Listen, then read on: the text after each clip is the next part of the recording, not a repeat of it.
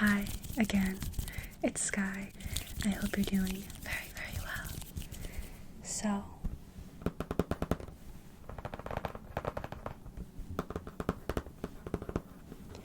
here's the book, Corduroy, by Don Freeman. Just a simple little picture of Corduroy the bear.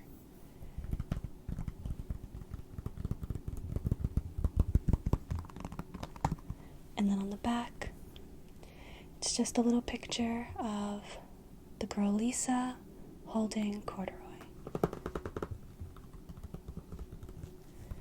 So let's start reading.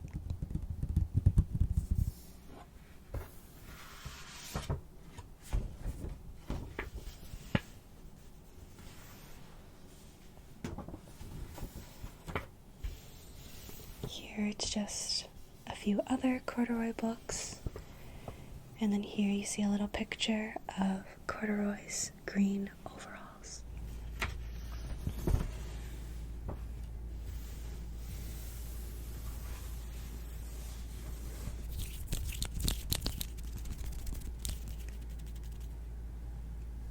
Corduroy is a bear who once lived in the toy department of a big store. Day after day, he waited with all the other animals and dolls for somebody to come along and take him home.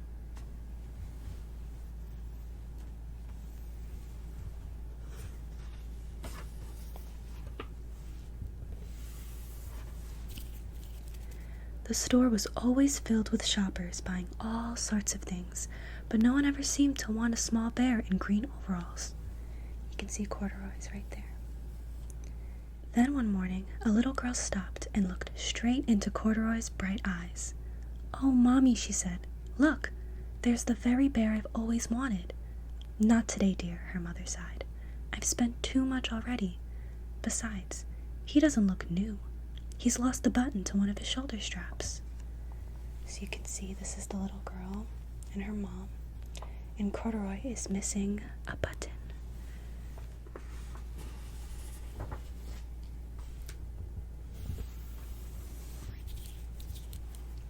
Corduroy watched them sadly as they walked away.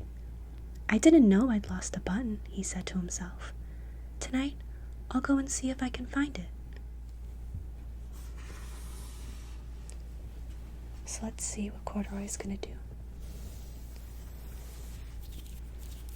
Late that evening, when all the shoppers had gone and the doors were shut and locked, Corduroy climbed carefully down from his shelf and began searching everywhere on the floor for his lost button.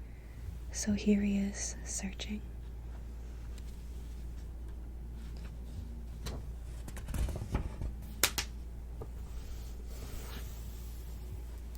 Suddenly, he felt the floor moving under him.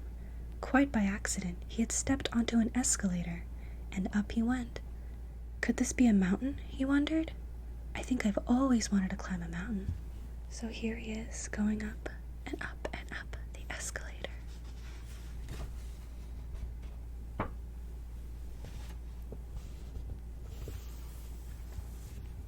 He stepped off the escalator as it reached the next floor, and there, before his eyes, was the most amazing sight. Tables and chairs and lamps and sofas and rows of beds. "This must be a palace," Corduroy gasped. "I guess I've always wanted to live in a palace." So here he is, looking at all the furniture, all the different beds.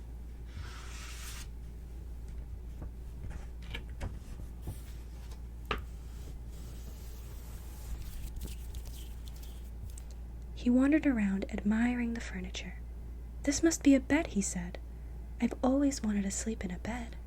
And up he crawled onto a large, thick mattress. All at once he saw something small and round. "Why, here's my button," he cried. And he tried to pick it up, but like all the other buttons on the mattress, it was tied down tight.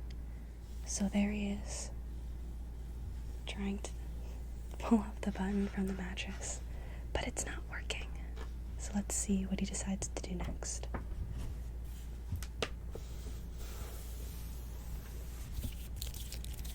He yanked and pulled with both paws until pop, off came the button, and off the mattress Corduroy toppled, bang, into a tall floor lamp. Over it fell with a crash. So, he's getting himself into quite some trouble right now.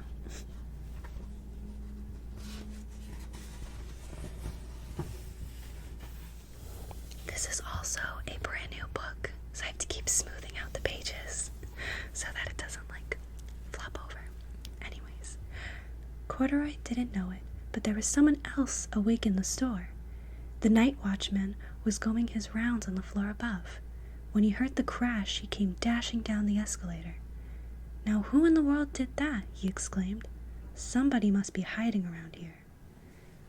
So here's the watchman. He's searching for what's going on.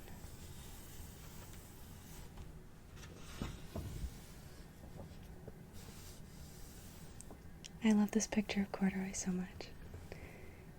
He flashed his light under and over sofas and beds until he came to the biggest bed of all, and there he saw 2 fuzzy brown ears sticking up from under the cover. "Hello," he said. "How did you get upstairs?" So Corduroy's been caught. So let's see what happens.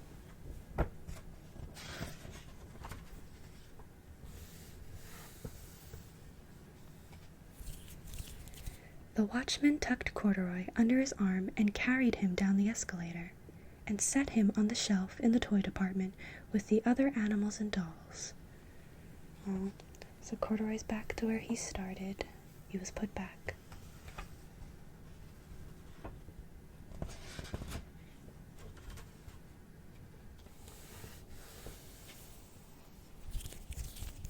Corduroy was just waking up when the first customers came into the store in the morning, and there, looking at him with a wide, warm smile, was the same little girl he'd seen only the day before. "I'm Lisa," she said, "and you're going to be my very own bear. Last night I counted what I've saved in my piggy bank, and my mother said I could bring you home." So here's Lisa and Corduroy, her little purse, and now she's able to buy Corduroy and take him home. The pages keep coming up, sorry. "Shall I put him in a box for you?" the sales lady asked. "Oh, no thank you," Lisa answered, and she carried Corduroy home in her arms. So she doesn't want to put him in a box. She's like, "I'm going to carry my new best friend with me." She ran all the way up 4 flights of stairs into her family's apartment and straight to her own room. So here she is, looking very happy with Corduroy.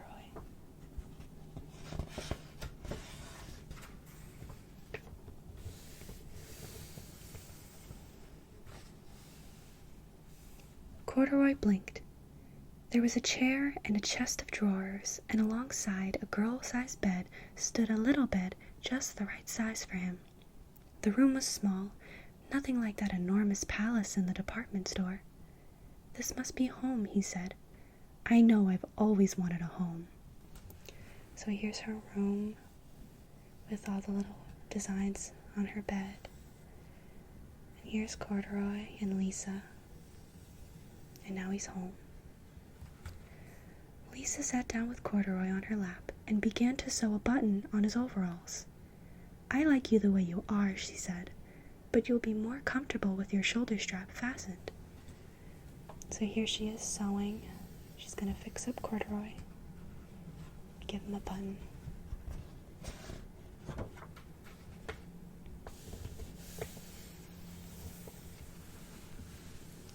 "You must be a friend," said Corduroy. "I've always wanted a friend." "Me too," said Lisa, and gave him a big hug. This picture is so cute. He looks so happy, and she looks so happy. This book is so cute. So the end.